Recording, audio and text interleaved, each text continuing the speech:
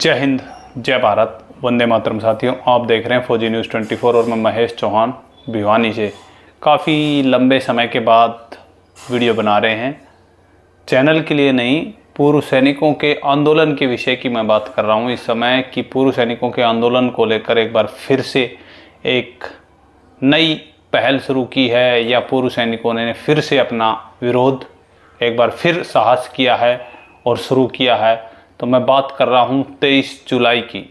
आप सभी को व्हाट्सएप ग्रुपों के द्वारा, फेसबुक के द्वारा और भी हमारे कई साथियों ने वीडियो बनाकर आप सभी तक पहुंचा चुके हैं और पता भी लग गया होगा। जिन साथियों को नहीं पता उनको मैं बता दूं कि एक बार फिर से सबका सैनिक संघर्ष समिति के द्वारा एक आह्वान किया गया है समस्त भारत के पूर्व सैनिकों, समस्त पूर्व सैनिक संगठनों को जो पूर्व सैनिकों के हितों में काम कर रहे हैं और पूर्व सैनिकों की आवाज़ को बार बार उठा रहे हैं। तो उसी की एक पहल हुई है कि 23 जुलाई चलो जंतर मंतर, जिसके लिए पंजाब के पूर्व सैनिकों ने फिर से बीड़ा लिया है, फिर से जिम्मेवारी ली है कि हम दिखाएंगे सरकार को कि पूर्व सैनिक कभी थकता या हारता नहीं है।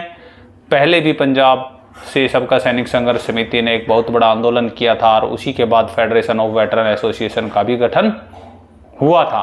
तो फिर से सबका सैनिक संघर्ष समिति पंजाब, तरन तारण के साथ साथ पूरे पंजाब के सबका सैनिकों के साथ हरियाणा के पूर्व सैनिक, यूपी, राजस्थान, यहाँ तक कि केरला तक के पूर्व सैनिकों के वीडियोज़, ऑडियोज़ वायरल हो रहे हैं और सभी पूर्व सैनिक अपने तन, मन और धन के साथ 23 जुलाई को जंतर मंतर पर पहुंच रहे हैं। अगर हम जंतर मंतर की मैं बात कर लूं तो जंतर मंतर पर जो कार्यक्रम रखा है वो भी तकरीबन आप सभी को पता लग चुका है। फिर भी मैं एक बार आप सभी को बता दूं कि क्या कार्यक्रम है, किस प्रकार से उन्होंने अपना कार्यक्रम रखा है और क्या क्या करने का प्लानिंग है।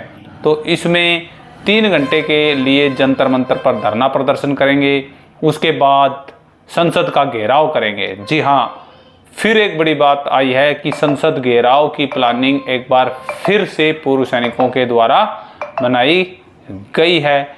एक समय और था पीछे, आज से 1.5 से 2 साल पहले भी संसद घेराव की प्लानिंग बनाई गई थी।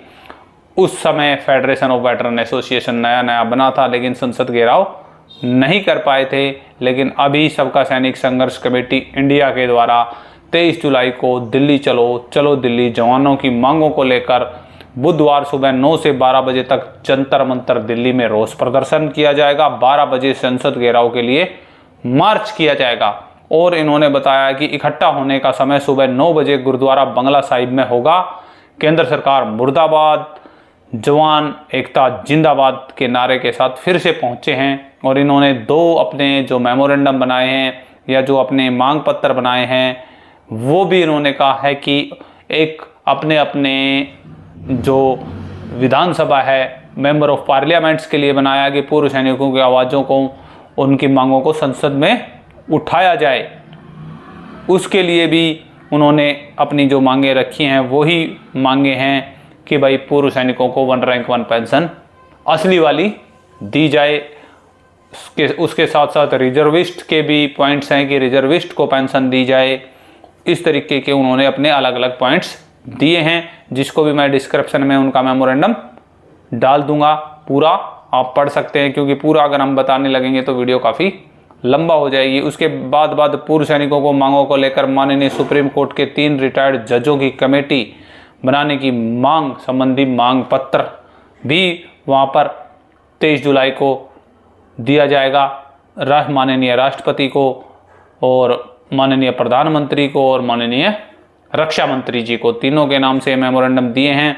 और जिसमें मैं मोटी बात कर लूँ तो सबसे पहली डिमांड है कि 3 रिटायर्ड जजों की कमेटी बनाई जाए। दूसरी डिमांड है कि रिजर्विस्ट जवानों को भी 8वें वेतन आयोग का लाभ दिया जाए। तीसरी है कि विडोज़ की जो पेंशन की विसंगतियां हैं उन्हें दूर किया जाए। उसके बाद चौथी है कि 7th पे कमीशन के अंदर जो 1 रैंक 1 पेंशन की खामियां रही थी उसके ऊपर भी विषय किया जाए। उसके बाद 5वीं जो विसंगति लिखी है उन्होंने सर्विस पेंशन के विषय में उन्होंने बताया है और 6ठी विसंगतियों में OROP के बेनिफिट और ऑल प्रीमेच्योर रिटायरमेंट के लिए भी दिए जाएं। 7वीं जो विसंगति है वो एक समान मिलिट्री सर्विस पे की है। 8वीं जो विसंगति है रिजर्विस्ट पेंशनरों के लिए है। 9वीं ऑनररी रैंक जो है वो पेंशनरों को दे दिया गया है, लेकिन उस ऑनररी रैंक की जो उनको फैसिलिटी है या पेंशन नहीं मिल रही है।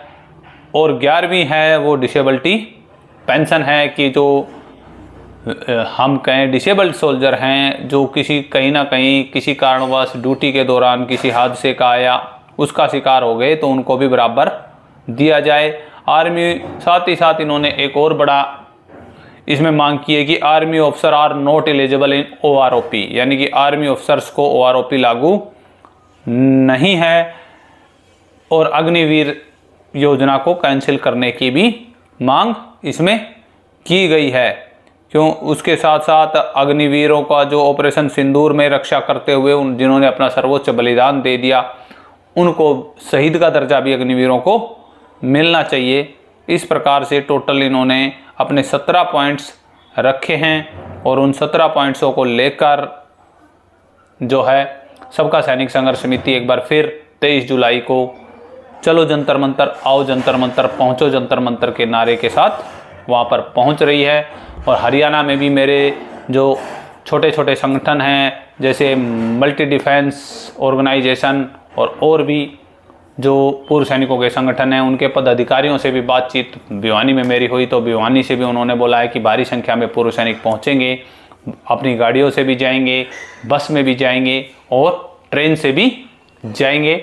भारी तादाद में पूर्व सैनिक भिवानी से भी जाएंगे। तो भिवानी के सभी पूर्व सैनिकों से भी अनुरोध है कि ज़्यादा से ज़्यादा संख्या में 23 जुलाई को जंतर मंतर पर पहुँचे, अपने हक और अपने जो मुद्दों हैं उनकी आवाज़ को सबका सैनिक संघर्ष समिति के प्लेटफार्म के द्वारा उठाया जाए। अब देखना ये रहेगा कि पीछे जितने आंदोलन हुए हैं उन आंदोलनों की तरह क्या इस आंदोलन में भी क्या अब की बार भी पूर्व सैनिक एकजुट हो पाते हैं या फिर एक दूसरे की जो टांग खिंचाई है वो ही चलती रहेगी।